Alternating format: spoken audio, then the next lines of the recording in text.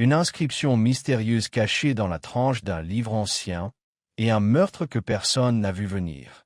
Bienvenue au Conte policier. Je suis votre hôte, Benjamin. Dites-moi, d'où m'écoutez-vous aujourd'hui? Vos pensées donnent toujours vie à ces mystères. Kamenkins. L'été avait été particulièrement beau à Saint-Étel-Breda. Le genre d'été dont on se souvient longtemps, doré et parfumé de chèvrefeuille et de verveine citronnée, et imprégné du doux bourdonnement des abeilles autour des tiges de lavande. Le village, niché entre de modestes collines et des chemins bien entretenus, se préparait pour ce que beaucoup considéraient comme l'événement le plus attendu de la saison, la Garden Party du Vicaire. Organisée chaque année le dernier samedi de juillet, elle était devenue une tradition aussi ancienne que les vêpres et aussi âprement discutée que le jury de la vente de pâtisserie du WI. Cette année, le révérend Calthorpe et son épouse, Clarissa, n'avaient ménagé aucun effort. Des guirlandes blanches s'étendaient d'une à l'autre, la pelouse était plate et immaculée, et les théières brillaient comme du laiton poli. Les enfants couraient dans tous les sens, vêtus de robes de coton impeccables et de pantalons courts, tandis que leurs mères se tenaient en petits cercles, le regard vacillant entre les tenues de leurs voisins et les lots de la tombola disposés sur une table à tréteaux. Miss Marple arriva peu avant 4 heures, coiffée de son éternel chapeau de paille orné d'un ruban bleu délavé, et portant sa propre chaise de jardin brodée, qu'elle déposa discrètement sous un sorbier près de la table de limonade. Son apparence était toujours aussi modeste, frêle, presque celle d'un oiseau, mais rien ne manquait à ses yeux bleu pâle. Elle salua aimablement le chanoine Denholm, qui semblait mal à l'aise dans sa soutane d'été, puis accepta une assiette de gâteau aux graines de la jeune Sarah Lumley, dont la famille venait d'emménager à Rose Cottage. À première vue, rien n'était anormal. Le colonel Wickham tenait la cour près des sandwichs aux concombres, racontant pour la 3e fois comment il avait un jour serré la main du duc de Kent. Madame Calthorpe volait d'un invité à l'autre, toujours gracieuse, s'assurant que les personnes âgées étaient à l'ombre et que Bose, le labrador du vicaire, ne pique pas de saucisses roulées.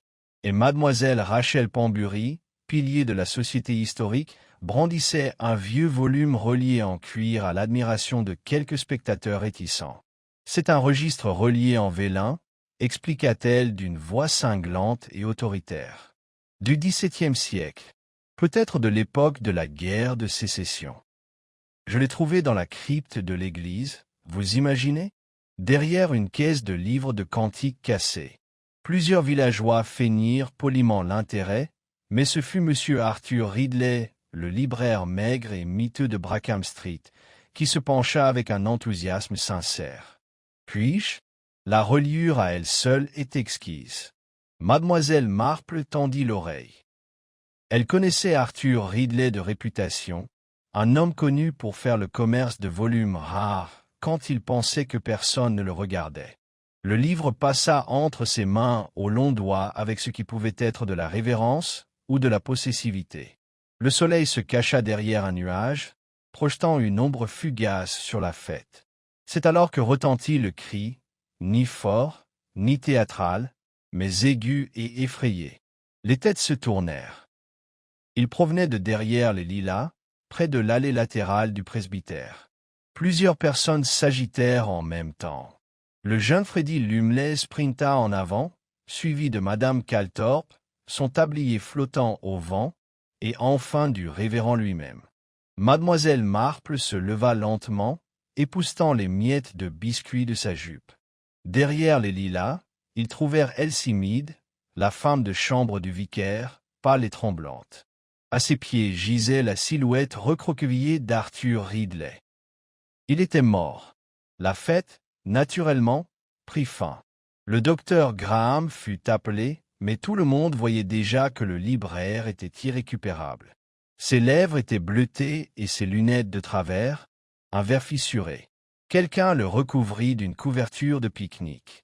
Miss Marple, qui n'était pas du genre à se donner en spectacle, se tenait silencieusement au bord du jardin tandis que le gendarme local, le sergent Higgs, arrivait avec un carnet et un air de perplexité sévère. Le livre relié en vélin était introuvable. Le soir venu, la fête se réduisit au ragot. Était-ce la chaleur? Un accident vasculaire cérébral, peut-être? Ou un problème cardiaque caché? Mais il y avait aussi l'histoire de sa tasse de thé vide, abandonnée derrière le lilas, et l'étrange odeur amère qui persistait près d'elle. Miss Marple, assise ce soir-là près de sa fenêtre, ses aiguilles à tricoter silencieuses sur ses genoux, pensait à beaucoup de choses. L'étrange lueur dans les yeux de M. Ridley, le murmure du parchemin et l'air effrayé sur le visage de Miss Pembury après le cri. Un homme était mort. Un livre rare manquait. Et quelqu'un, peut-être plus d'un, mentait. Miss Marple savait par expérience que, dans les villages, les gens commettaient rarement un meurtre uniquement pour de l'argent. Non, le mobile était généralement bien plus intime, la vengeance, la peur ou la protection d'un secret mieux enfoui. Elle jeta un coup d'œil à son fil, laissa ses aiguilles reprendre leur cliquetis rythmique et murmura. Ce sont toujours les petites choses qui comptent. Toujours. Invisible au-delà des haies, les ténèbres s'abattaient sur Saint-Ételbreda, enveloppant le paisible village d'un suspense de velours. Le lendemain matin de la garden party, une douce lumière dorée illumina Saint-Ételbreda, comme si la nature elle-même ignorait ou ignorait volontairement le bouleversement tragique qui s'était produit sous ses branches. Les oiseaux gazouillaient, les bouteilles de lait tintaient sur le pas des portes, et l'odeur du pain frais s'échappait de la boulangerie de Madame Parjeté. Pourtant, derrière les rideaux de dentelle et les fenêtres à moitié fermées, le village vibrait de murmures. À l'épicerie du coin, Mademoiselle Finch déclarait à tous ceux qui l'entendaient qu'elle avait toujours trouvé M. Ridley pâle et phthisique.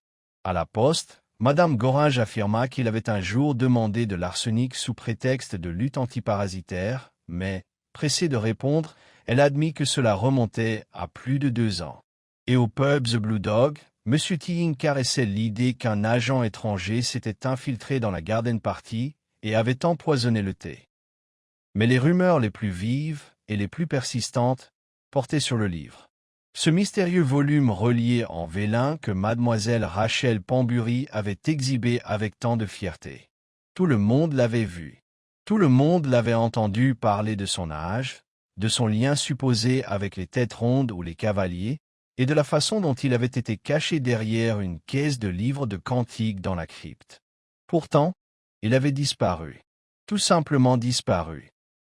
Mademoiselle Marple, quant à elle, ne se laissa pas entraîner dans les spéculations qui avaient fait le tour du village.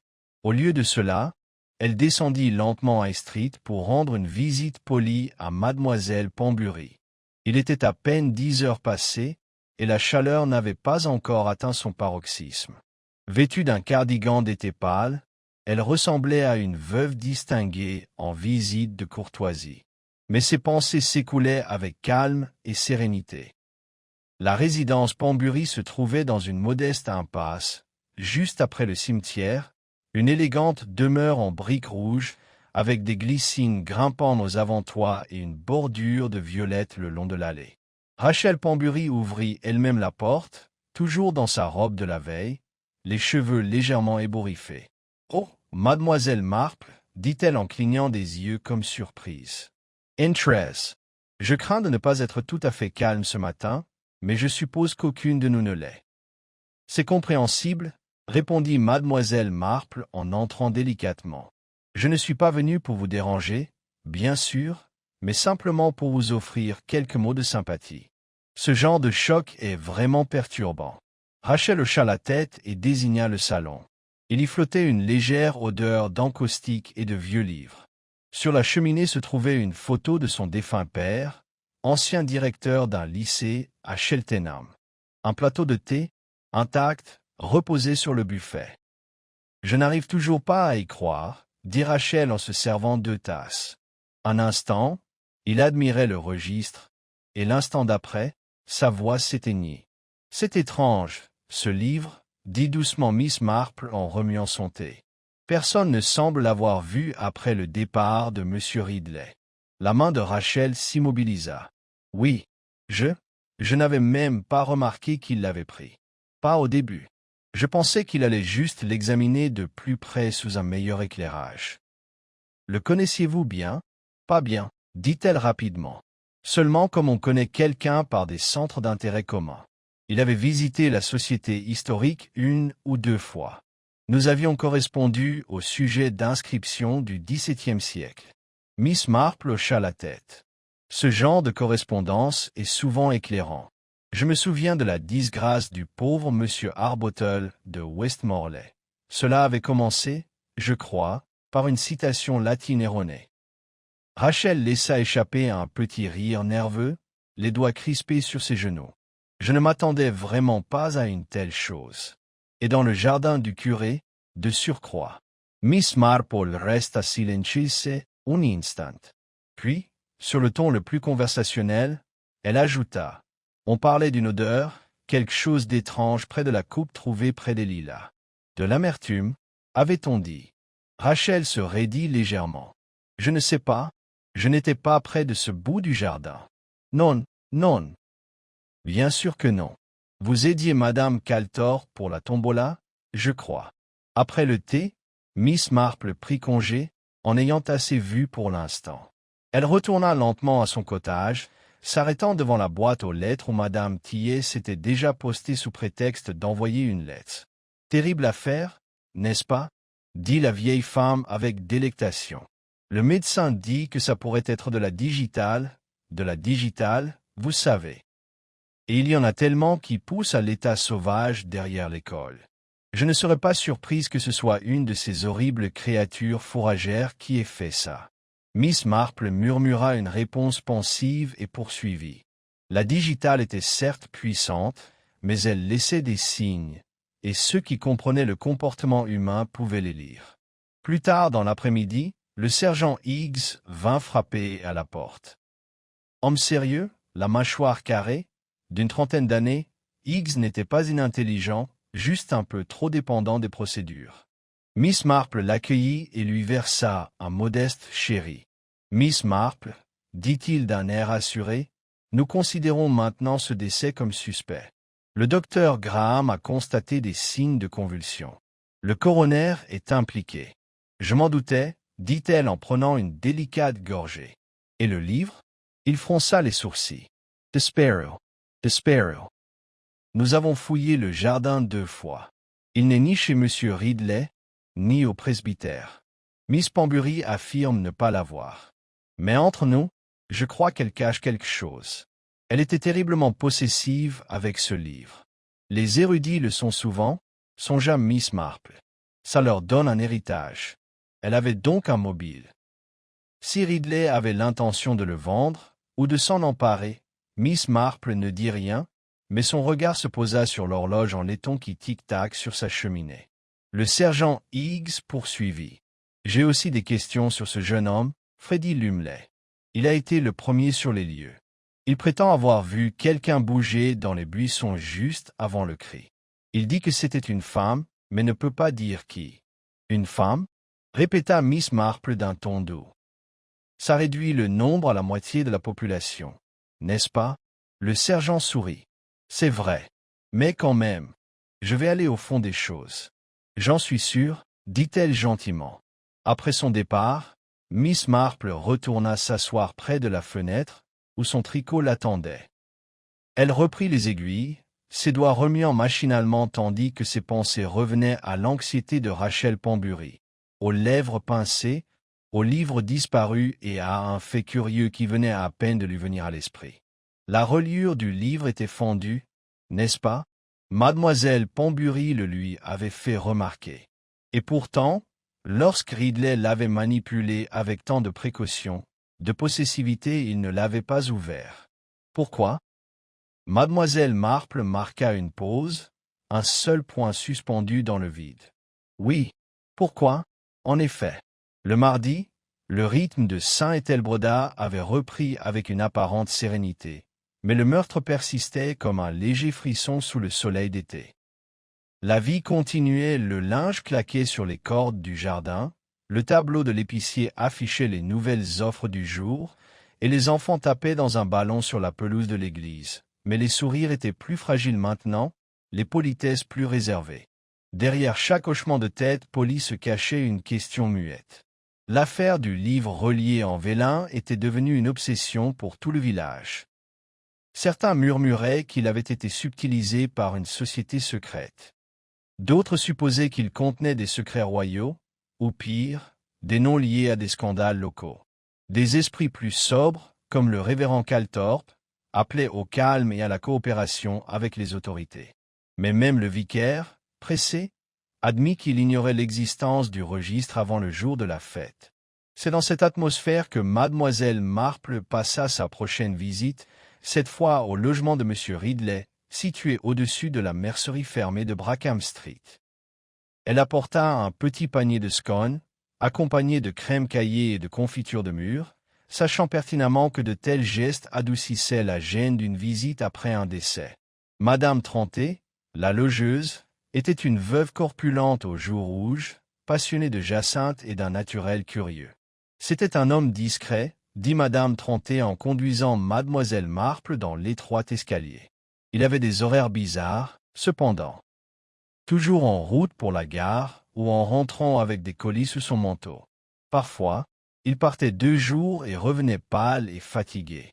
La librairie peut être un métier agité, murmura Miss Marple, remarquant l'épaisse poussière sur la rampe d'escalier et la faible odeur de plâtre humide. La pièce où ils entrèrent était petite mais ordonnée. Un bureau se dressait près de la fenêtre, son buvard taché d'encre. Un tapis usé recouvrait le parquet voilé, et une étagère de livres usés bordait un mur. Sur la table de chevet se trouvait une tasse de thé fêlé et un exemplaire à moitié lu de l'histoire de l'Angleterre de la Restauration. Il n'avait pas beaucoup de visiteurs, ajouta Madame Tranté en croisant les bras. Sauf celui-là, un jeune homme, à l'air étranger. Un léger accent. Il est venu 2 fois en une semaine, il y a environ 1 mois. Il se disputait, à mon avis, des voix fortes. Mais la fois suivante, ils étaient silencieux comme des souris. Le regard de Miss Marple se posa sur une petite photo sur la cheminée. Ridley plus jeune, plus mince, souriant faiblement à côté d'une femme au visage voilé. La vitre était fissurée. Le cadre légèrement de travers. Monsieur Ridley avait-il de la famille? Personne n'étant jamais venu ici, dit la logeuse en reniflant. Mais il avait des lettres, des piles, surtout des enveloppes marron et de vieilles cartes postales. Il ne me laissait pas y toucher. Il gardait une petite clé en laiton attachée à un ruban autour du cou, il ne l'enlevait jamais. Les yeux de Miss Marple se plissèrent légèrement. Une clé, dites-vous? L'a-t-on trouvée sur lui? Madame Tranté fronça les sourcils. C'est drôle que vous en parliez.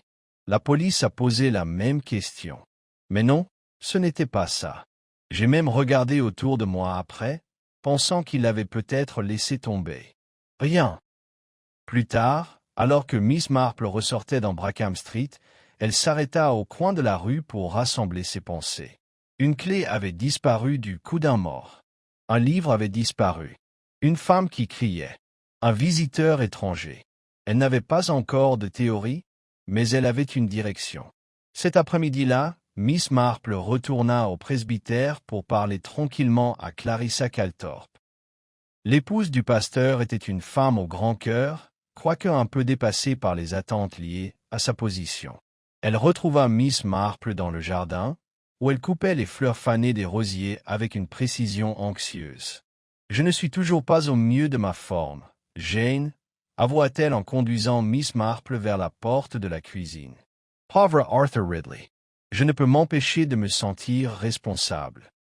Si nous n'avions pas invité tout le monde, Clarissa, ne soyez pas absurde, dit gentiment Miss Marple. Vous ne l'avez pas empoisonné. Non, mais le livre, Rachel m'a demandé de l'exposer sur le stand de la société. Je voulais juste être utile. Et maintenant, il a disparu, et elle ne m'a presque plus adressé la parole. Vous étiez très proches autrefois, n'est-ce pas? Nous étions jeunes filles ensemble.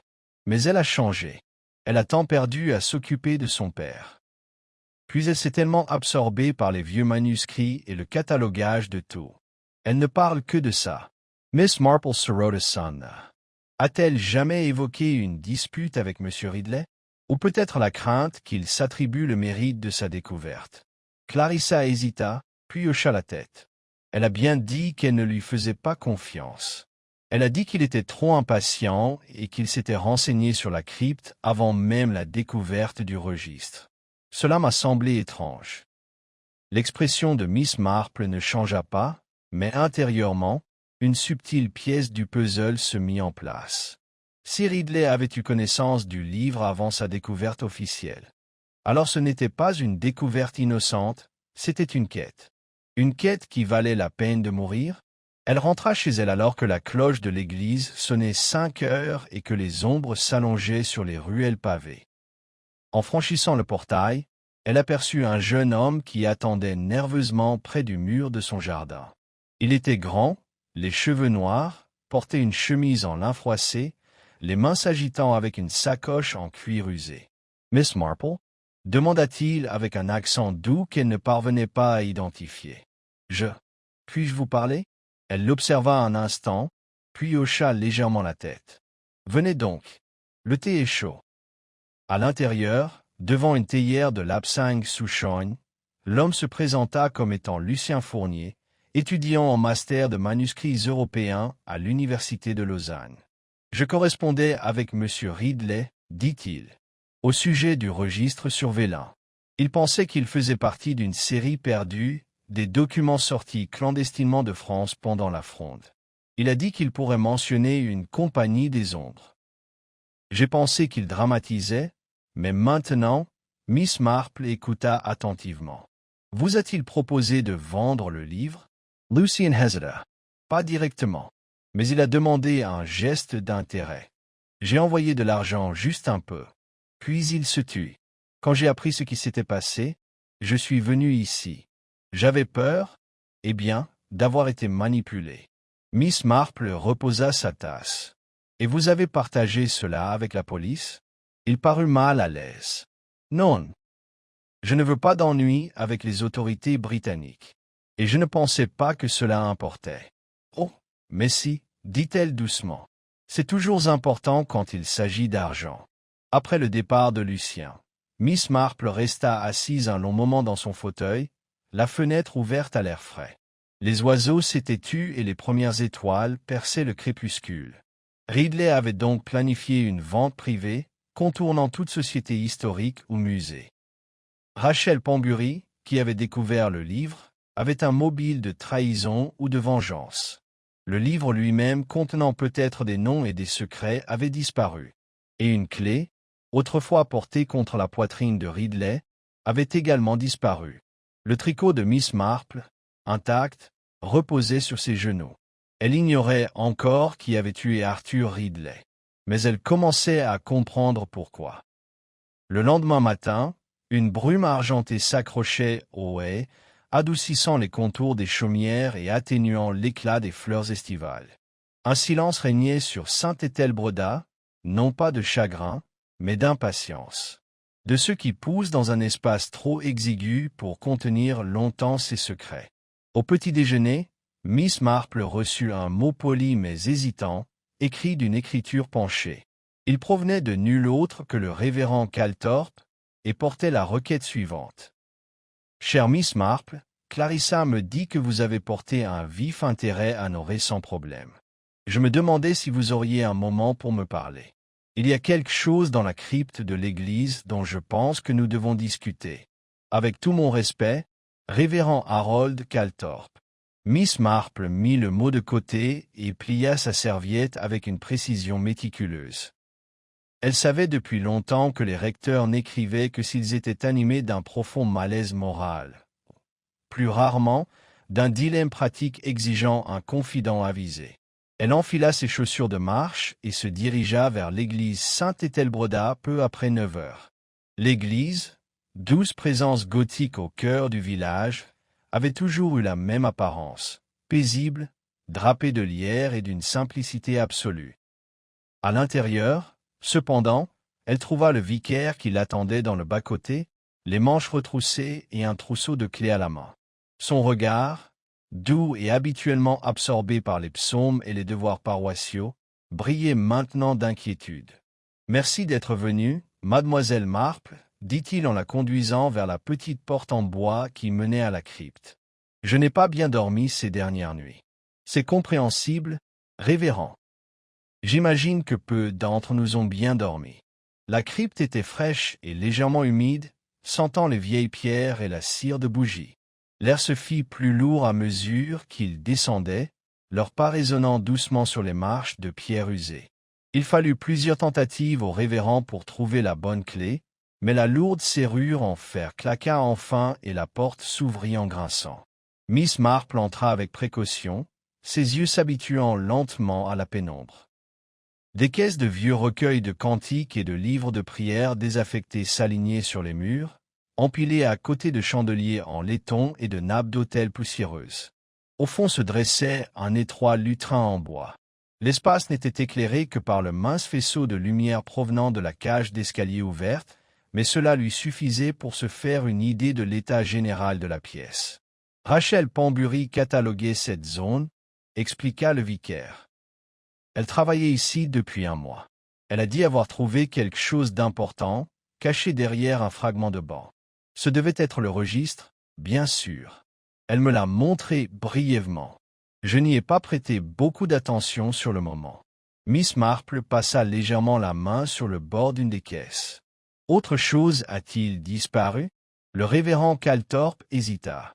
Je ne peux pas l'affirmer avec certitude. Mais j'ai trouvé ceci hier. Il traversa la salle et brandit un bout de papier pris dans un tiroir peu profond du lutrin.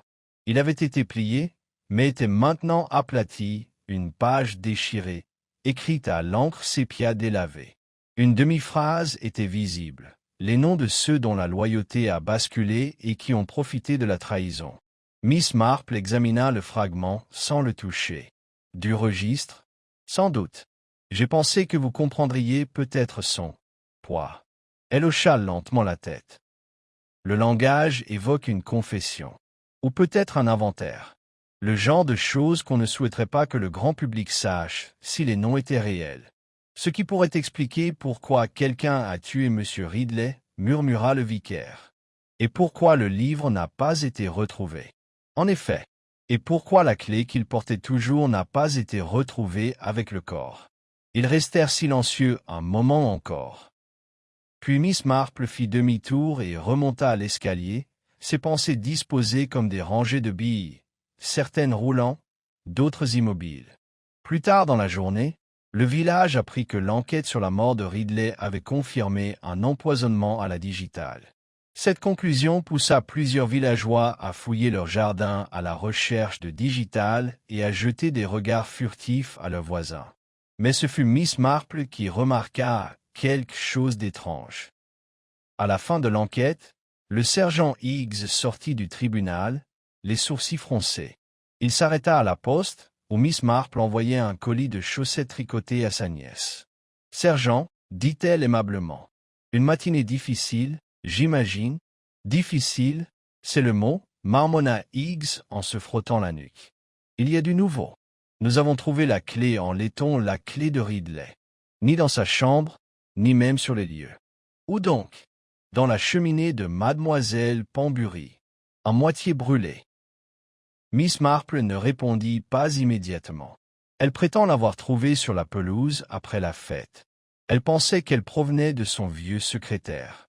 Elle a décidé de la jeter. Miss Marple plia soigneusement le reçu de son colis et le glissa dans son sac à main. Curieux qu'elle le brûle plutôt que de demander. « Exactement, dit Hicks. Et j'ai demandé une perquisition en bonne et due forme de sa maison. Nous saurons bientôt si elle cache autre chose. » Mais Miss Marple, tandis qu'elle descendait lentement le chemin vers son cottage, n'était plus aussi sûre que Rachel Pambury avait le livre, ou qu'elle avait empoisonné Ridley.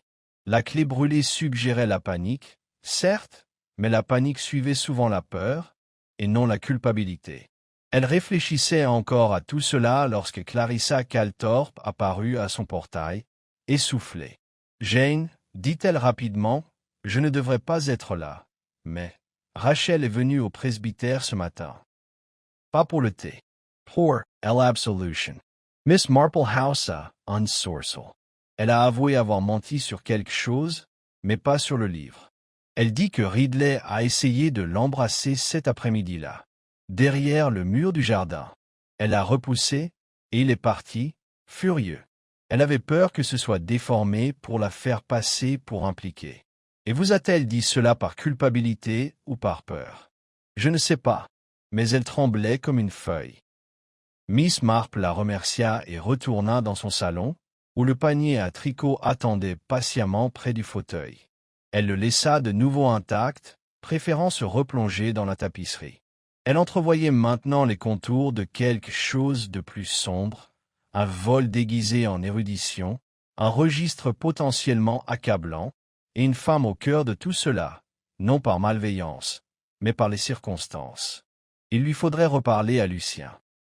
Mais d'abord, elle comptait rendre visite à un certain jardinier connu pour sa cueillette d'herbes, pour ses teintures et ses ragots. Car parfois, les racines du poison poussaient bien plus près de chez soi qu'on ne voulait l'admettre. Le jardin de mademoiselle Lydia Beale n'était ni sauvage ni cultivé, il avait une raison d'être.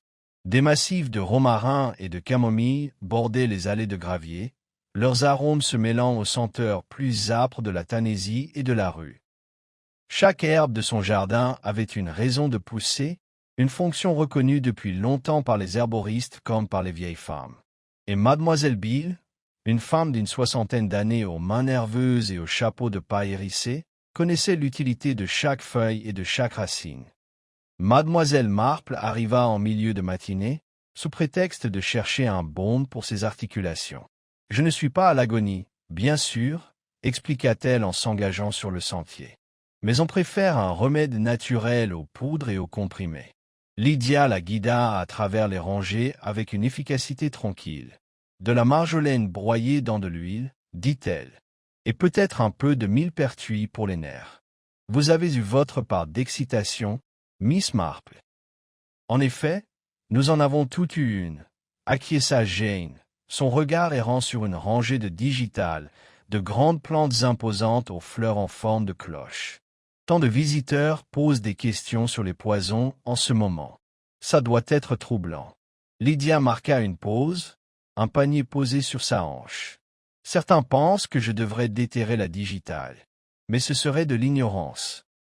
Ce n'est pas la plante, Miss Marple, ce sont les mains qui choisissent d'en faire un mauvais usage. Tout à fait, répondit Miss Marple. Et si quelqu'un voulait une teinture de digitale, quelque chose de précis, indétectable, peut-être? L'expression de Lydia, Inni chanhea pas. Alors il faudrait plus qu'une poignée de feuilles. Il faudrait une ébullition minutieuse, plusieurs jours de séchage, une distillation du savoir, pas des suppositions, et du courage. Et où pourrait-on acquérir un tel savoir, en dehors des livres? Lydia pencha la tête.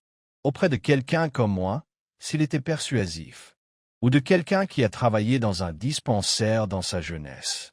Mais on ne m'a pas demandé. Plus depuis l'époque de la grippe. Miss Marple laissa la conversation dériver vers les recettes et les ragots du village, mais elle remarqua le regard que Lydia jeta vers le fond de son jardin. Une cabane à outils s'y dressait, ombragée par un laurier envahissant, la porte entr'ouverte. Lorsque la visite prit fin et que Miss Marple partit avec une boîte de pommade, elle s'arrêta devant le portail. « Lydia, » demanda-t-elle doucement, « Monsieur Ridley vous a-t-il déjà rendu visite ?» Le jardinier ne répondit pas immédiatement. Une fois, il voulait quelque chose contre l'indigestion. Je lui ai donné de la menthe poivrée. C'est tout. Miss Marple la remercia et poursuivit son chemin, mais ses pensées ne s'apaisèrent pas. Cet après-midi-là, de retour au cœur du village, le sergent Higgs mena une perquisition au domicile de Rachel Pembury. Miss Marple, fidèle à elle-même, ne s'immisça pas, mais elle prit son chemin habituel jusqu'au bureau de poste, qui, par coïncidence, passait devant l'étroit portail du jardin de Rachel. Elle ne s'arrêta pas, ne s'attarda pas. Elle observa simplement les visages. Rachel était assise sur sa véranda, les bras croisés, observant les agents en uniforme s'affairer à l'intérieur. Son regard, cerné de lassitude, croisa brièvement celui de Miss Marple. Il n'y avait aucune colère dans ses yeux, seulement de l'épuisement, et peut-être de la peur de ce qui pourrait être découvert. Le sergent Higgs réapparut une vingtaine de minutes plus tard, le visage rouge, marmonnant dans son carnet. Plus tard, à l'ombre du salon de thé de Langdon Street, il raconta les détails à Miss Marple autour de 2 tasses de Darjeeling amère. « Elle est clean, dit-il. Rien de suspect dans son appartement. Pas de registre, pas de poison, pas de correspondance avec Ridley, à l'exception de quelques notes sur la crypte de l'église. Pas d'empreinte digitale sur le tisonnier de la cheminée qui a brûlé la clé non plus. Et pourtant, elle a avoué quelque chose qui n'a rien à voir, dit Miss Marple en sirotant son thé. Cela demande une certaine dose de courage. Ou de désespoir. » Higgs se pencha en avant. « Croyez-vous qu'elle soit innocente? » « Je crois, » dit Miss Marple, « que la culpabilité revêt de nombreuses formes. Parfois, celui qui cache des preuves n'est pas celui qui a commis le crime. Et parfois, celui qui tue ne touche jamais à l'arme. » Il fronça les sourcils, mais ne dit rien. Plus tard dans la soirée, Miss Marple sortit de son bureau une modeste liasse de lettres, celle échangée au fil des ans avec de vieilles connaissances à Londres. L'une d'elles, en particulier, avait travaillé au département des antiquités d'une grande maison de vente aux enchères. Elle rédigea une demande brève et précise et ferma l'enveloppe. Les questions qu'elle posait étaient simples. Arthur Ridley était-il connu pour soumettre des livres rares à l'expertise? A-t-il déjà essayé de vendre des manuscrits français? Et faisait-il l'objet d'une enquête pour fausse attribution ou contrefaçon? Alors que le soleil disparaissait à l'ouest, elle se dirigea d'un pas nonchalant vers la boîte aux lettres. Ses mouvements étaient lents, réguliers et réfléchis, mais son esprit fonctionnait rapidement. L'arrivée de Lucien Fournier avait été inattendue, certes, mais pas incroyable. Il avait semblé nerveux, mais sincère. Et pourtant, si Ridley avait offert le registre à Lucien, l'aurait-il offert à d'autres? De retour chez elle, Miss Marple s'assit dans son salon et ouvrit une nouvelle pelote de laine, gris lavande. Le cliquetis de ses aiguilles rythmait les pensées qui lui traversaient l'esprit. La digitale ne venait pas du jardin de Rachel Pembury, ni de la chambre de Ridley. Mais Lydia Beale l'avait, ouvertement, légalement, fièrement. Et quelqu'un avait été dans son hangar à outils. Elle en était presque certain. Mais plus important encore, Ridley s'était un jour discuté avec un visiteur étranger, peut-être pas Lucien Fournier, mais un autre. Quelqu'un dont personne n'avait encore parlé. Elle rendrait visite au station-master demain. La gare du village, somnolente et oubliable, a néanmoins tenu la connaissance la plus curieuse. Qui est arrivé, qui est parti, et qui ne voulait pas être remarqué. Il y avait une forme émergeant sous la surface maintenant. Comme le faible motif de vieille encre sous un palimpseste. Et mademoiselle Marple n'avait aucune intention de clignoter avant qu'elle ne soit claire. Le train du matin est arrivé à l'arrêt de Saint-Ételbroda avec un soupir familier de frein et un sifflement de vapeur. C'était le 9h17 de Brackham Junction, généralement une affaire tranquille, déposant 2 ou 3 passagers dans les soins de la campagne endormie. Mais aujourd'hui, mademoiselle Marple n'attendait pas de rencontrer personne. Elle était venue pour monsieur Winthrop. Le station-master était un homme maigre d'âge indéterminé, possédait une chaîne de surveillance qu'il vérifiait trop souvent et une expression qui suggérait qu'il en savait plus sur chaque voyageur qu'il ne le voulait. Il a gardé un grand livre méticuleux dans sa cabane de signalisation, enregistrant des parcelles, des télégrammes et des allées et venues inhabituelles avec la fierté silencieuse d'un homme gardant un coin oublié du royaume. « J'espère que je ne suis pas à l'idée », a déclaré mademoiselle Marple en entrant dans l'espace ombragé juste à côté de la plateforme. « Mais je me demande si je pourrais poser quelques questions sur les arrivées de jeudi dernier. » Winthrop a ajusté ses lunettes, visiblement flatté. « Pas du tout, mademoiselle Marple. Toujours heureux d'aider. Terrible affaire, le pauvre monsieur Ridley. Le connaissant la tête sur la plateforme plus d'une fois. Je suis sûr. Mais je me demandais si vous vous souvenez de quelqu'un d'autre qui restait du matin ou des trains en début d'après-midi. Quelqu'un d'inconnu. Peut-être, étranger. » Le maître de la station s'est tendu les lèvres, puis s'est tourné vers un livre à sa fin. « Voyons maintenant.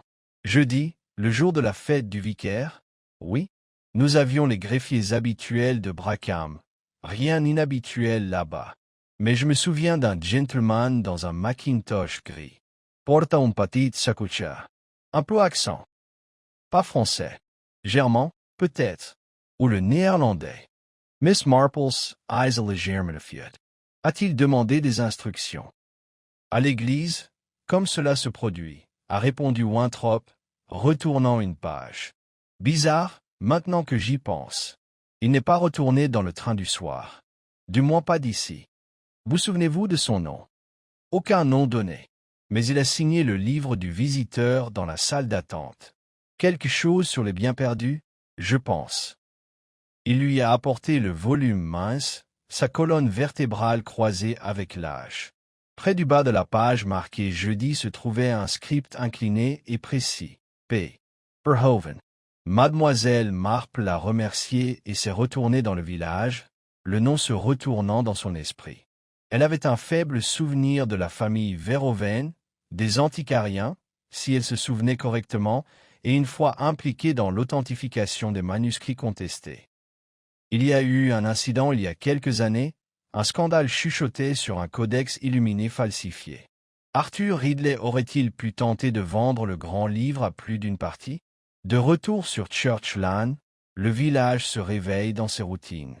Les enfants ont parcouru un short poussiéreux et Madame Sloane tremblait un tapis par la fenêtre de son salon. Mais les rythmes ordinaires ne pouvaient pas masquer le malaise qui s'accrochait toujours à chaque pas de porte.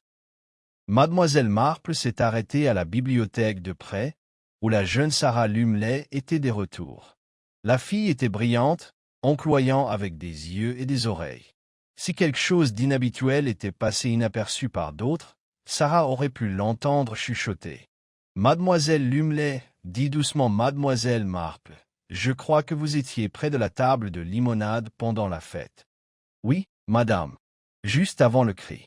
Je distribuais des tasses. »« Avez-vous vu Monsieur Ridley? »« Je l'ai fait. »« Il m'était avec quelqu'un. »« Non. C'était un homme. Un étranger. Portait un manteau gris. Je me souviens parce qu'il faisait trop chaud pour cela, et les manches étaient effilochées. » Le regard de Mademoiselle Marple s'est approfondi. « Avez-vous vu son visage? » Seulement un peu. Il avait des cheveux et des lunettes foncées. Il avait l'air en colère.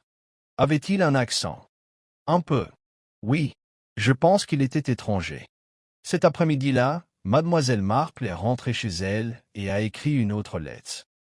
Cette fois à sa connaissance de Monsieur Félix Grant, un bibliothécaire retraité avec un accès aux archives européennes.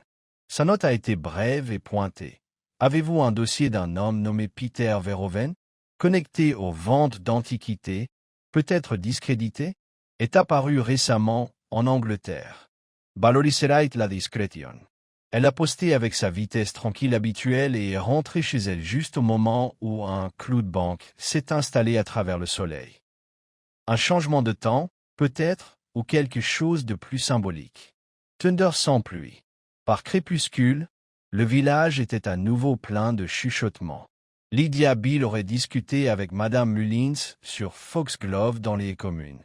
Rachel Pambury n'était pas sortie de son chalet depuis la recherche. Et Lucien Fournier avait été vu en train de faire un pas à l'extérieur du cimetière, mordant son ongle. Mademoiselle Marple était assise près de sa fenêtre, le clic familier des aiguilles a ralenti à un rythme réfléchi. Un motif se formait, mais pas de culpabilité, pas encore. Au lieu de cela, un réseau de mensonges et d'évasions, chaque fil conduisant à un objet central, le grand livre. Elle a encore réfléchi à la ferraille dans la crypte du vicaire, celle dont la loyauté a tourné et qui a profité de la trahison. Ce genre de phrase n'appartenait pas à un simple record de propriété. Il a suggéré une accusation. Les noms ont révélé longtemps après la sécurité. Ce n'était pas simplement une question de valeur monétaire maintenant. Le livre était dangereux parce qu'il se souvenait. Et Arthur Ridley, quelles que soient ses intentions, avait déniché un souvenir que quelqu'un voulait faire taire. L'étape suivante était claire. Elle aurait besoin de parler à nouveau à Lucien. Pas comme un universitaire en deuil, mais en tant qu'homme avec ses propres motivations. Quel qu'il soit, il avait prétendu être surpris. Mais mademoiselle Marple avait dit une fois à un ami que surprise, comme l'innocence, était trop souvent une performance. Et quelque chose à propos de sa performance commençait à s'effilocher sur les bords, tout comme les poignets d'un Macintosh gris. Il était presque midi lorsque Lucien Fournier est retourné au village. Il est arrivé à pied de la direction du presbytère, après avoir refusé de davantage d'hébergement à l'auberge en faveur d'une modeste pièce à Calthorpe. L'excuse, si l'on avait besoin, était l'accès aux archives de la paroisse, mais mademoiselle Marple doutait beaucoup que ses motivations étaient de nature archivistique. Elle l'a invité au thé le même après-midi. C'était une journée chaude et parfumée au citron, le jardin calme à part le tic-tac d'un merle dans la haie et le bruit sourd occasionnel contre le treillis. Lucien est arrivé à sa mode habituelle, une chemise accrue, des chaussures légèrement poussiéreuses, la sacoche suspendue à son épaule comme un fardeau qu'il ne pourrait jamais tout à fait déposer. Il avait l'air fatigué. « Vous êtes très gentille, mademoiselle Marple, » a-t-il dit, s'installant dans la chaise qu'elle avait placée sous la rose. « J'espère que je n'imposerai pas. »« Pas du tout, » a-t-elle dit en versant le thé avec des mains stables. « Je trouve que la conversation efface l'air alors que trop n'a pas été laissé tacite. » Lucien a accepté sa tasse mais n'a pas bu. « Je soupçonne que c'est votre façon de dire que vous avez des questions. »« Seulement quelques-uns. Vous m'avez dit que vous aviez correspondant à M. Ridley au sujet du grand livre. Qu'il croyait qu'il contenait des registres d'une société secrète pendant la Fronde. Oui, c'est vrai. Et que vous avez envoyé de l'argent pour exprimer votre intérêt, mais n'a pas reçu le livre. Non. Et pourtant, vous n'avez pas signalé cela aux autorités après sa mort, ni le mentionné au vicaire à votre arrivée. » Lucien détourna les yeux vers le parterre de fleurs. « J'étais gêné. Pour être emmené. L'embarras est une chose. La peur est une autre. Monsieur Fournier, je dois poser. Je connais un homme nommé Peter Verhoeven. » La question était suspendue dans les airs comme un souffle retenu. Les épaules de Lucien se sont tendues. « Je connais le nom. Et tu savais qu'il venait ici? » « Je m'en doutais. Ridley a mentionné que quelqu'un d'autre l'avait contacté. Quelqu'un qui lui en proposait davantage. Un collectionneur. » Miss Marple l'observa avec des yeux qui avaient lu de nombreux visages humains au fil des décennies. « Quel était le passé de Verhoeven avec vous? » Lucien expira longuement et bas. « C'était mon directeur de thèse à l'université. Il y a des années. Brillant, mais sans scrupules. Il a falsifié des parties d'un almanach du XVIe siècle et a essayé de le faire passer par le circuit des antiquités de Zurich. Quand je l'ai confronté, c'est lui qui a fait en sorte que je sois déshonoré, pas lui. Je vois. Et maintenant, vous vous retrouvez tous les deux à la poursuite du même objet. J'ignorais que Ridley avait aussi affaire à lui. Jusqu'à ce que j'arrive ici et que je vois la signature dans le livre d'or de la gare. » Miss Marple hocha légèrement la tête. « Et pourtant, vous n'en avez pas parlé aux autorités. » Lucien hésita. Je pensais qu'il ne me croirait pas. Et honnêtement, je ne voulais pas être mêlé à tout ça à nouveau. Je me suis dit que si je pouvais juste retrouver le livre, et après, demanda-t-elle doucement, le rendre, le vendre, le détruire? Je ne sais pas, dit-il presque dans un murmure. Je voulais juste l'arrêter. Miss Marple remplit sa tasse de thé. Peter Verhoeven portait un imperméable gris à son arrivée. Un imperméable aux poignets effilochés. Ce même manteau a été vu par une jeune fille près du mur du jardin au moment de la mort de M. Ridley. Lucien resta immobile. « Je ne l'ai pas tué, Miss Marple. »« Non, dit-elle doucement. Je ne crois pas que vous l'ayez fait. Mais il était là, n'est-ce pas? Dites Lucien. À la fête. Il a suivi Ridley ici. Il l'a affronté. Et puis a disparu. On dirait bien. Et le livre? » Lucien secoua la tête. « Je ne sais pas. Je ne l'ai jamais vu. Mais s'il l'a, je doute qu'il refait surface en Angleterre. » Miss Marple jeta un coup d'œil vers sa haie, où une abeille butinait les fleurs. Verhoeven est venu chercher quelque chose de dangereux. Quelque chose qui portait un nom. Et Ridley, qu'il soit stupide ou cupide, a attiré trop de mains pour l'attraper. Lucien se leva pour partir, mais avant cela, il demanda « Tu crois qu'il est toujours en Angleterre ?»« Je pense, dit Miss Marple, que quiconque tue pour obtenir quelque chose doit finir par montrer son jeu pour l'utiliser. La cupidité a une forme, et elle ne disparaît jamais tout à fait. » Après son départ, Miss Marple resta assise un long moment dans le silence de son jardin, ses pensées non pas sur l'homme qui avait avoué ses craintes, mais sur celle qui n'avait pas encore parlé. Rachel Pambury. Rachel, qui connaissait le contenu de la crypte. Rachel, qui avait travaillé aux archives universitaires avant de retourner soigner son père malade. Rachel, qui avait été en possession du livre, même brièvement. Et Rachel, qui avait brûlé une clé et menti à ce sujet. Plus tard dans la soirée, juste avant le crépuscule, Miss Marple enfila son cardigan et traversa les ruelles tranquilles jusqu'au presbytère. Clarissa l'accueillit avec un sourire chaleureux, quoique lasse. « Elle est là » murmura-t-elle. « Rachel, dans le bureau. » A-t-elle dit quelque chose de nouveau? Clarissa secoua la tête. Seulement qu'elle voulait être près de l'église. Qu'elle se sent en danger. Miss Marple entra discrètement dans le bureau. Rachel était assise près de l'âtre, les mains jointes autour d'une tasse de thé froid. Ses cheveux étaient détachés et des cernes sous ses yeux. « Vous croyez que j'avais le livre, n'est-ce pas » demanda-t-elle sans se retourner. « Je crois, » dit doucement Miss Marple, que le livre est passé entre de nombreuses mains, mais qu'une seule l'a tenu assez longtemps pour le lire vraiment. Rachel leva les yeux. « Je ne l'ai pas tué. »« Non, mais tu savais qu'il mourrait. » Les lèvres de Rachel tremblèrent. « Je lui ai dit de ne pas le montrer. Je lui ai dit ce qu'il contenait.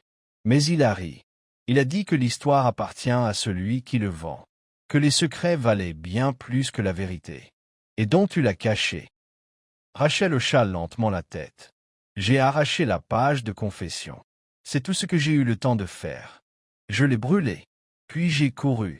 As-tu encore le reste ?» Un silence. Puis un murmure. « Il est sous le plancher de la sacristie de l'église. » Miss Marple hocha la tête une fois. « Alors nous devons le trouver. Discreetment. Avant que quelqu'un d'autre ne le fasse. » Dehors, les dernières lueurs du jour filaient derrière le clocher de l'église. Et quelque part, peut-être tout près, un homme en imperméable gris attendait la nuit. La sacristie de Saint-Ételbreda était une pièce silencieuse et défraîchie par le temps, qui sentait vaguement la cire de lavande et les soutanes en lin. La plupart du temps, elle ne servait guère qu'à se changer pour le clergé et à entreposer les recueils de cantiques trop abîmés pour être utilisés sur les bancs. Mais ce soir-là, à la faveur du crépuscule et avec pour seul éclairage une seule lampe à abat-jour, elle devint le théâtre improbable d'une fouille délicate. Le révérend Calthorpe se tenait près de la porte, l'air mêlé d'inquiétude et de résignation, tandis que Miss Marple s'agenouillait précautionneusement sur le plancher usé du mur du fond. Rachel Pambury se tenait derrière elle, pâle et silencieuse, les mains serrées contre ses flancs. « C'est juste sous la banquette de la fenêtre. » murmura-t-elle. « J'ai trouvé la planche détachée par hasard il y a 2 semaines. Je n'avais jamais eu l'intention de prendre le livre, seulement de le mettre en sécurité. » Miss Marple, avec une dextérité surprenante pour une femme de son âge, glissa un fin crochet métallique entre la couture de 2 planches et la souleva délicatement. La planche se souleva avec un grincement sec, révélant un petit creux tapissé de poussière et le vague contour d'un tissu plié. Elle tendit la main et en sortit la liasse. Le registre en vélin. Il était enveloppé dans un torchon décoloré et relié par une ficelle, mais dès que Miss Marple le retira, une odeur de vieux parchemin, imprégnée de moisissures et de siècles, emplit l'air. Elle le posa sur la table avec révérence et dénoua la ficelle. La couverture était telle que Rachel l'avait décrite. Un vélin épais, craquelé au dos, avec un gaufrage délavé d'un blason inconnu. Les premières pages étaient cassantes, l'encre jaunâtre avec le temps, mais l'écriture restait lisible, dense et bouclée, d'une écriture française indéniablement du XVIIe siècle. Rachel se détourna, la voix tremblante. « Je n'ai jamais voulu que quiconque la voie. Pas une seule fois où j'ai compris. Miss Marple hocha la tête. Parce que ce n'était pas simplement historique. C'était une liste. Oui, d'informateurs. Des hommes qui ont trahi leur famille, leurs camarades. Pour de l'or. Pour des faveurs.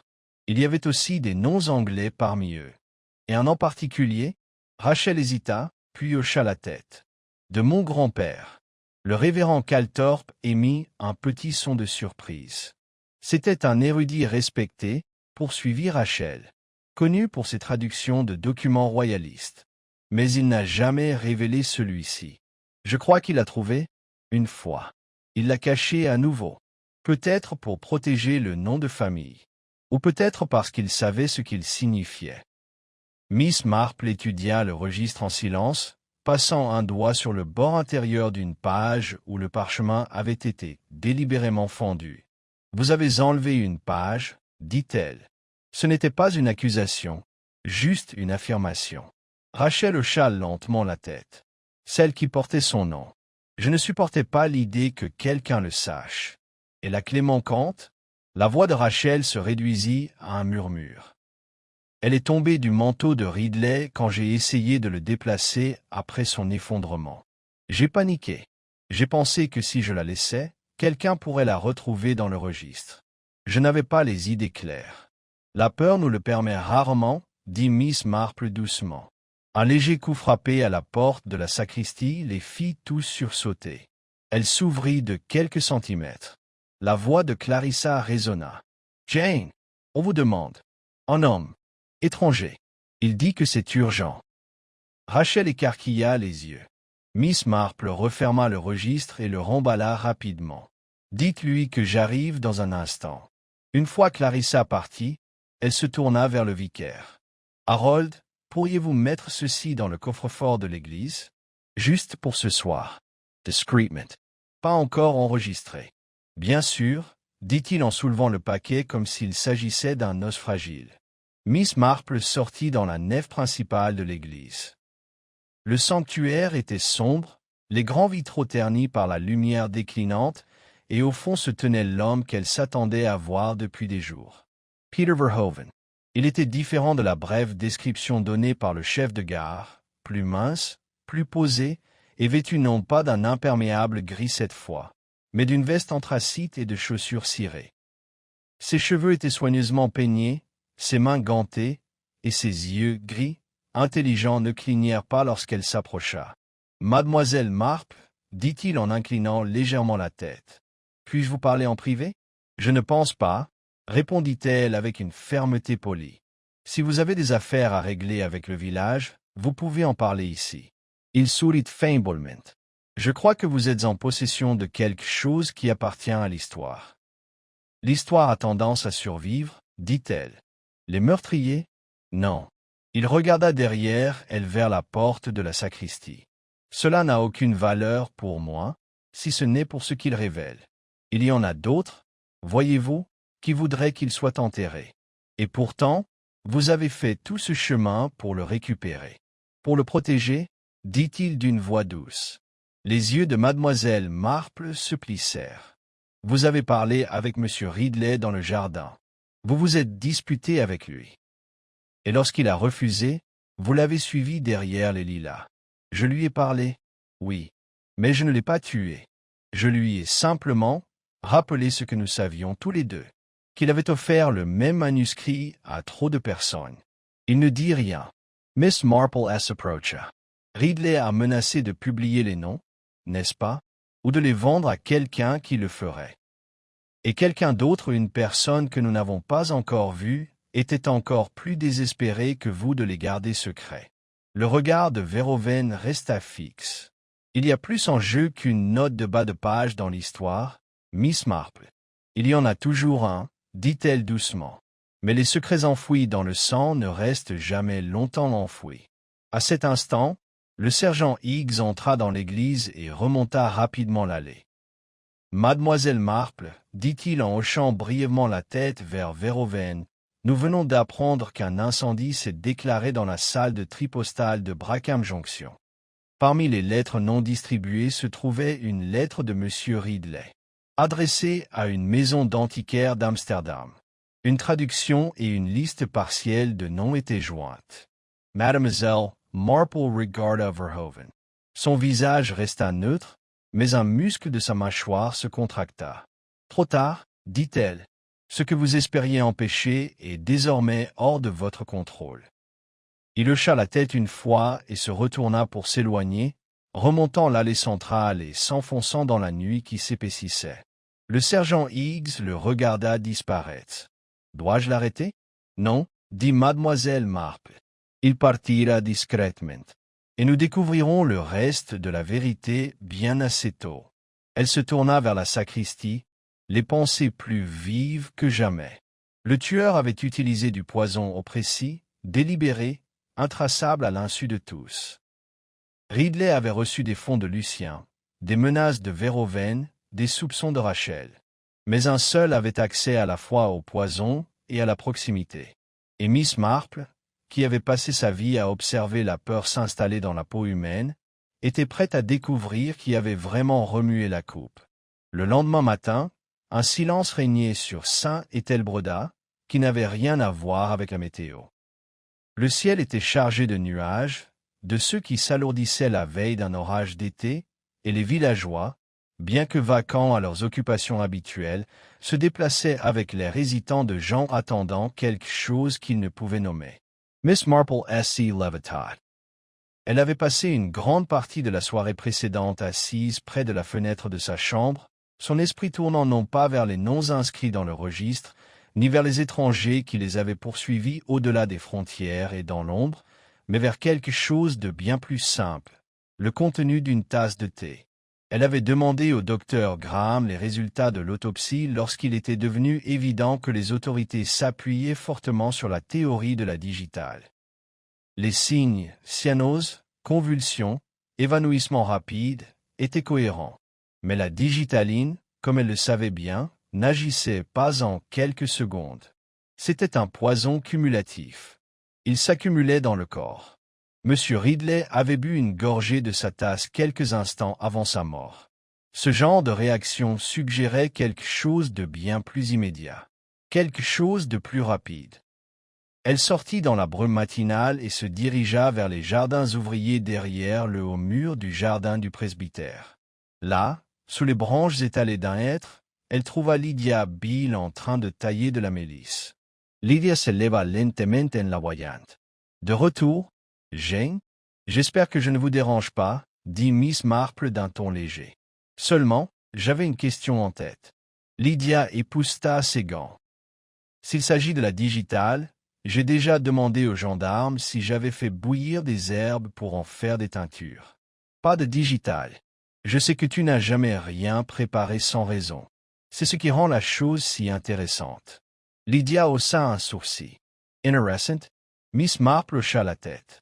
Tu es l'une des rares personnes dans ce village à connaître suffisamment les plantes pour tuer quelqu'un avec, sans attirer l'attention. C'est pourquoi tout le monde est méfiant. Mais je ne pense pas que tu aies utilisé de la digitale.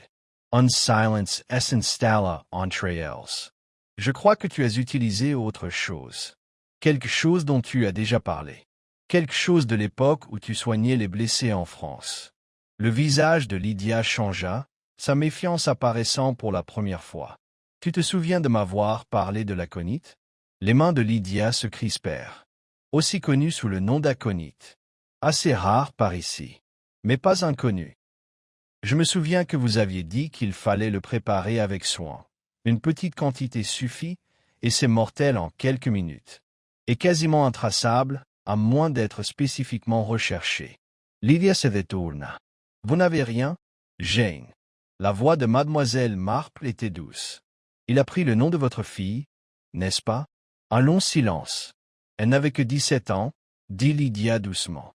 Belle, insensée. Elle l'a rencontré à une foire du livre à Londres. Il lui a promis des présentations, des références, un parcours vers la restauration de livres rares. Au lieu de cela, il l'a utilisé pour transporter un codex volé aux Pays-Bas.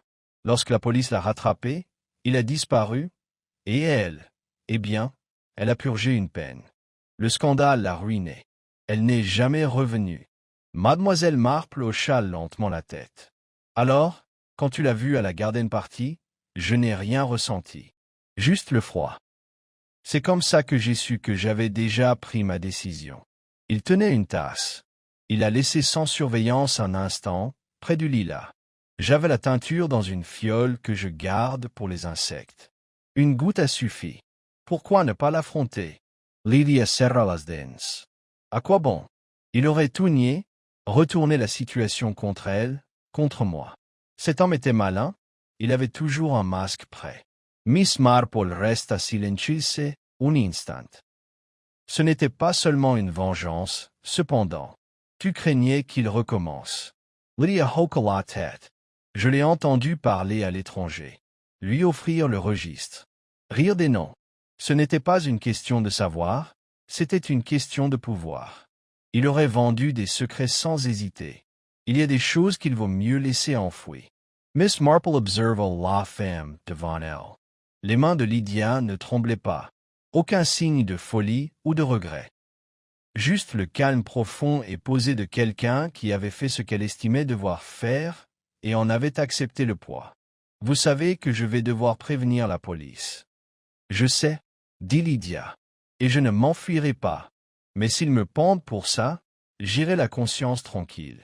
Plus tard dans l'après-midi, Miss Marple se rendit au commissariat, d'un pas lent mais inébranlable. Le sergent Higgs la rejoignit à l'accueil. « Je pense, dit-elle, que vous devriez faire venir Miss Beale. Et quand vous le ferez, regardez dans le hangar à rempotage derrière sa maison. Il y a un bocal à couvercle bleu sur la deuxième étagère. Manipulez-le avec précaution. » Higgs la fixa du regard. « Vous en êtes sûr? Aussi sûr que moi que la vengeance et la justice se présentent souvent sous le même déguisement. » L'arrestation se fit silencieusement. Lydia n'opposa aucune résistance. En croisant Miss Marple devant le commissariat, elle ne marqua qu'un bref instant d'arrêt. « Merci d'être venu me voir en premier, » dit-elle. Miss Marple hocha légèrement la tête. « Vous m'avez rappelé que parfois, les plantes les plus anciennes ont les racines les plus profondes, et les plus dangereuses ne se font pas remarquer. » Ce soir-là, le ciel se leva et un orage éclata. La pluie s'abattit sur les fenêtres et s'accumula dans les ruelles pavées, emportant les dernières poussières de la garden party. Au presbytère, Rachel Pambury se tenait devant le coffre-fort ouvert de l'église, le registre en vélin enfin déposé dans un papier d'archives soigné, prêt à être soumis à la société historique, non par intérêt, non par honte, mais pour la vérité. Miss Marple était assise près de son feu, la pluie tapant contre les carreaux, son tricot reprenant enfin son rythme habituel. Il n'y eut pas de célébration à Saint-Ételbredat ce soir-là. Seulement un discret constat, transmis de voisin en voisin, que quelque chose de sombre s'était glissé parmi eux et avait été affronté non par la force, mais avec vigilance, patience et le courage discret de ceux qui n'avaient rien à prouver mais tout à protéger. Demain, le soleil reviendrait, et Miss Marple, son châle drapé sur les genoux, disparaîtrait à nouveau doucement dans le décor, inaperçu de beaucoup, mais jamais invisible.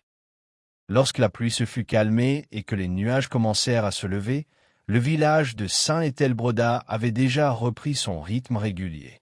Les haies avaient été nettoyées, les trottoirs luisaient comme de l'ardoise, et un parfum de terre humide montait de chaque jardin.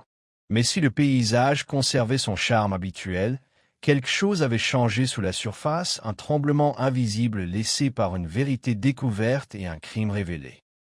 Lydia Beale était restée en détention, calme et sereine. Elle avait avoué avec la lucidité de quelqu'un qui avait attendu des années non seulement pour agir, mais aussi pour être entendu. Sa déclaration au sergent Higgs avait été brève et précise, détaillant la préparation de la teinture d'aconite, le moment où elle l'avait glissé dans le thé abandonné d'Arthur Ridley et sa décision de laisser le registre tomber entre les mains de ceux qui le protégeraient plutôt que de l'exploiter. L'enquête policière fut rapidement conclue. Il n'y eut aucune autre arrestation. Les visiteurs étrangers Lucien Fournier et Peter Verhoeven étaient tous deux partis. Verhoeven, après un bref et tendu entretien, avait quitté le pays sous étroite surveillance, mais sans inculpation officielle. Il affirmait n'avoir aucune implication dans la mort de Ridley, et les aveux de Lydia rendaient toute poursuite inutile. Lucien, pour sa part, retourna à Lausanne, la conscience lourde, mais non brisée. Miss Marple, fidèle à elle-même, n'avait pas parlé de son rôle dans la dénonciation de Lydia. Ceux qui la connaissaient bien comprenaient qu'elle préférait les fins discrètes. Ce n'était pas la pudeur qui motivait sa réticence, mais l'expérience. L'expérience lui avait appris que les esprits les plus dangereux arboraient souvent les sourires les plus calmes, et que les trahisons les plus profondes ne s'accompagnaient pas de fureur, mais de silence. Le vendredi après-midi, le révérend Calthorpe célébra une brève cérémonie en l'honneur d'Arthur Ridley. Peu de personnes y assistèrent. Le vicaire, digne mais réservé, pria non seulement pour les morts, mais aussi pour les chemins brisés qui les avaient menés là. Les villageois, malgré leurs ragots et leurs opinions, observaient une distance respectueuse. Dans la mort, comme dans la vie, Ridley demeurait un étranger, davantage pleuré pour ce qu'il aurait pu être que pour ce qu'il était devenu. Plus tard dans la soirée, Miss Marple rendit visite à Rachel Pembury à son cottage. Les pièces étaient plus calmes, l'angoisse et l'hésitation disparaissaient. Rachel avait commencé à mettre de l'ordre dans ses papiers, rangeant des notes de son père dans des cartons et rendant des livres empruntés à la Société historique. Le registre sur Vélin avait été officiellement déposé auprès de la Commission des archives britanniques, accompagné du résumé soigneusement rédigé de Rachel et de la condition qu'aucun nom ne soit rendu public avant d'être vérifié et replacé dans son contexte historique. « C'est étrange, dit Rachel en servant du thé. Savoir que je n'y ai plus accès. Mais c'est bien, n'est-ce pas? Oui, répondit doucement Miss Marple. Les secrets laissés trop longtemps dans l'ombre finissent par se dégrader. Ils empoisonnent soit celui qui les porte, soit le monde qui les entoure. Vous avez agi avec honneur. Rachel esquissa un léger sourire. Vous n'avez jamais douté de moi. J'ai douté de tout, répondit Miss Marple, mais j'ai aussi été attentive. Et vous, ma chère, vous n'aviez jamais l'air de quelqu'un qui a tué. Vous aviez l'air de quelqu'un qui s'efforçait de ne pas disparaître. Les deux femmes étaient assises en silence, leur tasse de thé chaude entre les mains, tandis que le vent se levait de nouveau dehors, faisant vibrer le lierre contre la fenêtre. De l'autre côté du village, le reste de la paroisse de Saint-Ételbredat se préparait pour la foire des moissonneurs. Le comité, toujours pragmatique, avait décidé que le spectacle devait continuer, quoique avec des ambitions plus modestes. Une lecture de poésie avait remplacé le feu d'artifice annulé. L'Institut des femmes préparait une table de gâteaux aux graines et de confitures, et les Calthorpe avaient accepté d'accueillir à nouveau l'événement dans les jardins du presbytère, bien que Clarissa insistât désormais pour que tous les rafraîchissements soient exclusivement gérés par les membres du comité, pour leur tranquillité d'esprit. Miss Marple était présente, naturellement. Elle arriva en milieu d'après-midi dans sa robe gris pâle habituelle, une broche fleurie épinglée à son col et une pelote de laine neuve sous le bras. Plusieurs personnes la saluèrent de la tête à son passage, certaines par habitude, d'autres avec une appréciation discrète. Rares étaient ceux qui évoquèrent les événements de la semaine. Après tout, la vie préfère le calme superficiel. Elle reprit sa place habituelle sous le sorbier. Non loin de là, la jeune Sarah Lumley distribuait des coupes de cordial avec beaucoup plus de prudence qu'auparavant, et même le colonel Wickham s'abstenait de ses anecdotes habituelles sur les poignées de main de membres de la famille royale. Le sergent Higgs la rejoignit un instant. Pourtant, dit-il, on se demande. Si Lydia ne l'avait pas fait, quelqu'un d'autre l'aurait-il fait? Peut-être, dit Miss Marple, le regard s'adoucissant. Mais le meurtre, vous savez, n'est pas aussi courant qu'on le croit. Même lorsque les motivations sont fortes. La plupart des gens subissent les choses, indéfiniment, plutôt que d'agir. Seuls ceux qui supportent le silence trop longtemps brisent. Il hocha lentement la tête. Nous vous devons des remerciements. Non, dit-elle. Vous devez de l'attention. Il y a des histoires dans chaque jardin, sergent. Il suffit de savoir où creuser. Une fois la foire terminée et la guirlande repliée, Miss Marple retourna à son cottage.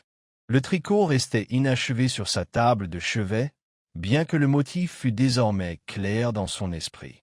Elle s'arrêta devant la cheminée, souleva la petite photo de son défunt neveu et sourit faiblement à son regard sérieux. Puis elle se tourna vers le feu, replia son châle plus étroitement sur ses épaules et s'assit, le doux cliquetis des aiguilles guidant la soirée. Dehors, Saint-Ételbredat exhalait. Les allées du jardin avaient séché. Les dernières traces d'aconite avaient été retirées des bordures de Lydia-Bill. Et dans la crypte sous l'église, il ne restait que poussière et livres de cantiques brisés. Une autre histoire close. Un autre secret scellé. Mais dans l'esprit paisible de Miss Marple, le registre ne serait jamais oublié. Non pas à cause de son poids historique, ni des crimes qu'il recensait, mais parce qu'il lui rappelait, comme le font toutes les histoires vraies, que la nature humaine ne change pas. Seules les reliures, oui. Les jours qui suivirent la foire des moissonneurs s'écoulèrent avec une sérénité qui donnait presque l'impression que la semaine écoulée était une histoire racontée dans un autre village.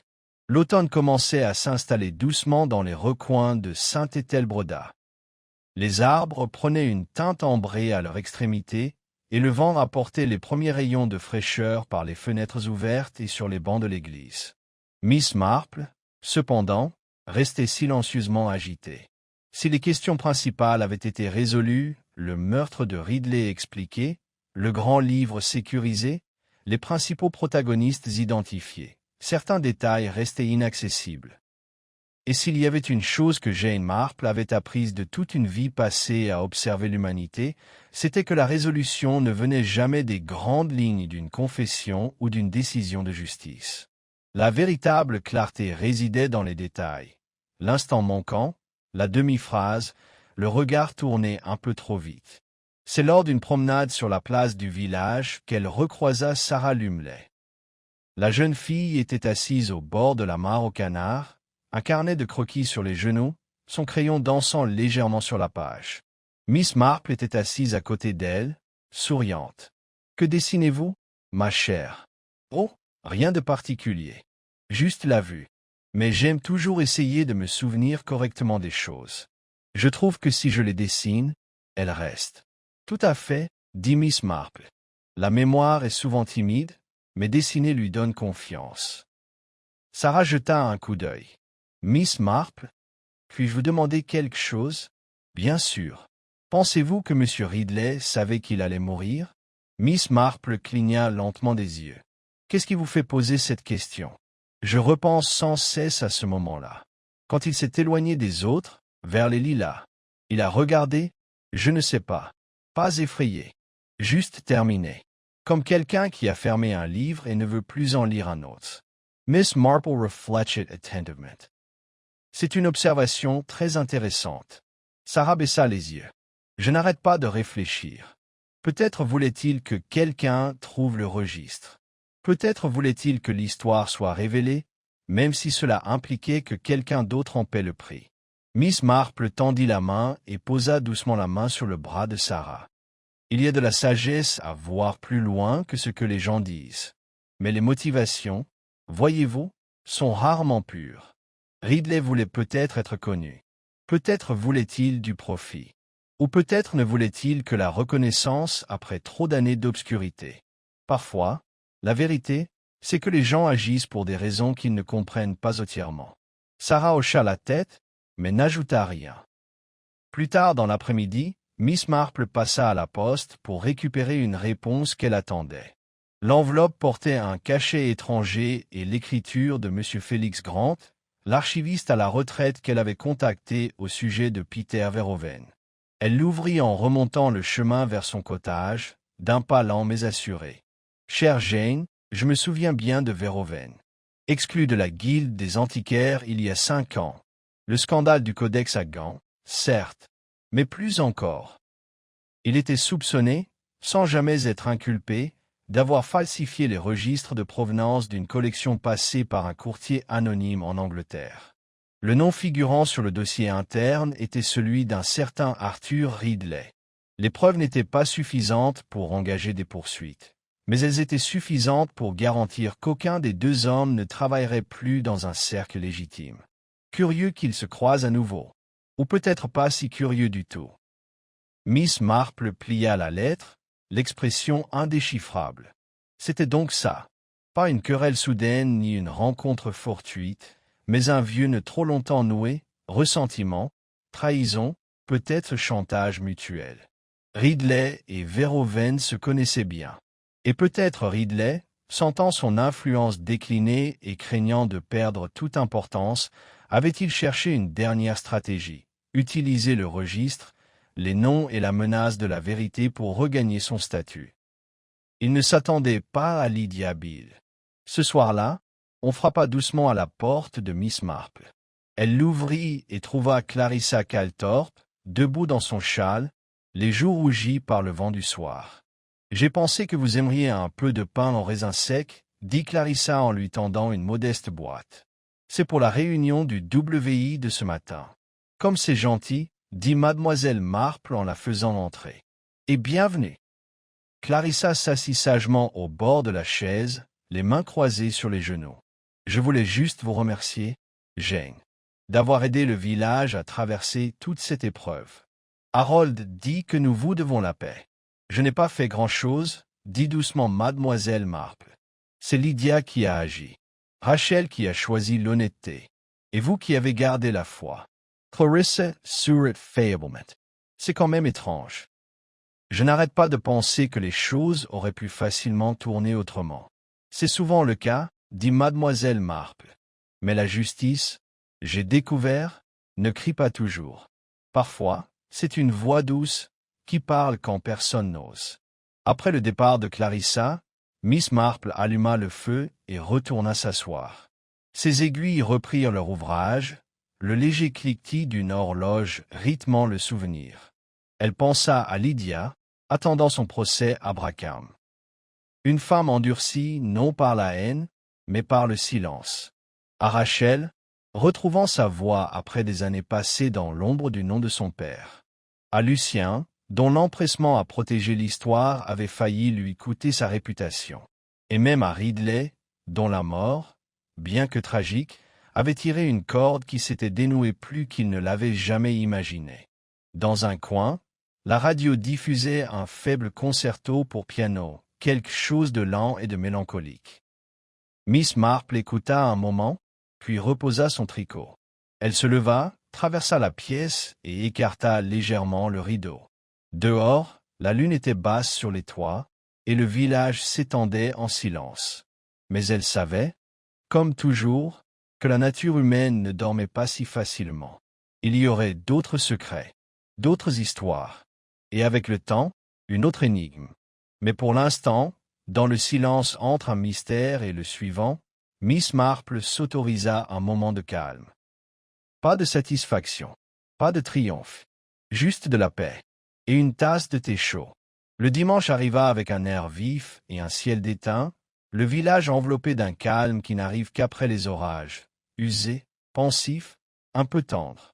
Les cloches de Saint-Ételbroda sonnaient doucement dans la vallée, et les villageois en manteaux de laine et chaussures cirées se dirigèrent vers les marches de pierre, la voix basse, l'air réservé. C'était le premier office complet depuis la garden party.